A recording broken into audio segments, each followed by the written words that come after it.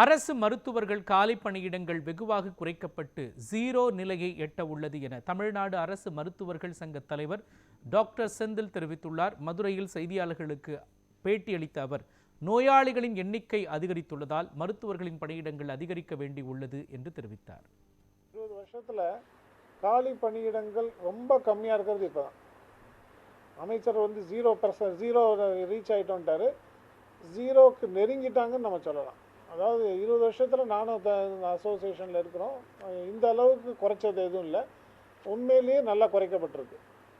But இது போதுமானு கேட்டால் போதாதுன்னு சொல்லுவோம். ஏன்னா இது காலி பணியிடங்கள் தான் குறைச்சிருக்கிறாங்க. ஆனால் நோயாளியுடைய ஃபிகருக்கு ஏற்ற டாக்டர்ஸ் இருக்காங்களான்னா அது பத்தாது. அது கிட்டத்தட்ட இன்னும் டபுள் மடங்கு வேண்டியிருக்கும். அதாவது இப்போ 22,000 டாக்டர்கள் இருக்காங்க, அரசு டாக்டர்கள். கிட்டத்தட்ட 44,000 டாக்டர்கள் வேண்டியிருக்கும். அது எந்த அரசாங்கமும் கிரியேட் பண்ண முடியாது. கொஞ்சம் பற்றாக்குறை தான் இருக்கும். பட் இன்னும் கொஞ்சம் கூட்டினோம்னா, இன்னும் ஒரு 5,000 போஸ்ட் கூட்டினா கூட இன்னும் கொஞ்சம் குவாலிட்டி நல்லா நம்ம இம்ப்ரூவ் பண்ணலாம். அது டாக்டர்ஸ் மட்டும் இல்லாமல் நர்சஸ் அந்த கேடரையும் நமக்கு சப்போர்ட்டிவ் கேடரையும் நம்ம கூட்டணும் அப்படின்றது எங்களுடைய அடுத்த கோரிக்கை.